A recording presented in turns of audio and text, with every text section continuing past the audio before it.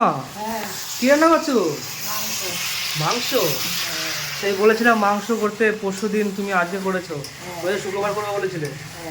বাহ, মা বেশ আমার আবদার দেখেছে। মাকে বলেছিলাম শুক্রবারে, না বৃহস্পতিবার বলেছিলাম না মা, যে মা ঝিঙে তরকারি কি একটা হচ্ছিল।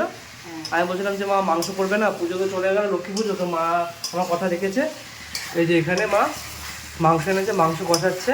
হ্যাঁ, আর এখানে কি ভাত হচ্ছে মা? এটা আচ্ছা, বাহ ভালো। তুমি আলু দেবে না মা? আলু দেবে? আলু কোথায়? ওই তো, আলু সব ভেজে ভেজে রেখে দিয়েছো। বা এবার ঢাকা চলে গেলে, এবারে হলে পরে হয়ে যায়, তাই তো? হ্যাঁ। কত রান্না হলো? হয়ে গেছে। এই তো ফুটছে। তো হাত মুখ ধুয়ে আসি। ও মা, আর কিছু করবে না? আর কিছু হবে না?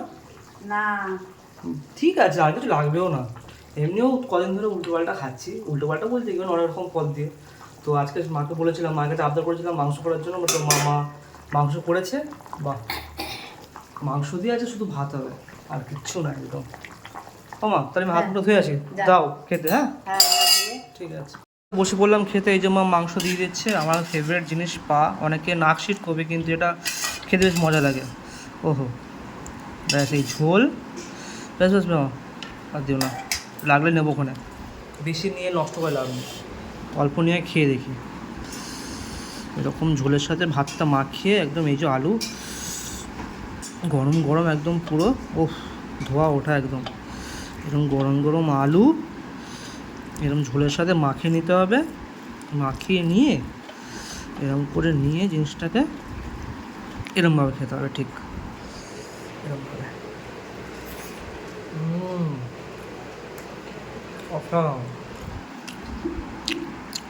এই যে মাংসটা,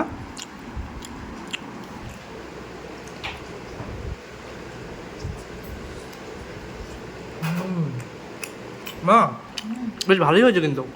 এই যে একদম এক কড়াই মাংস, ওহো আহা, সেই স্বাদ, বেশ ভালো লাগছে খেয়ে।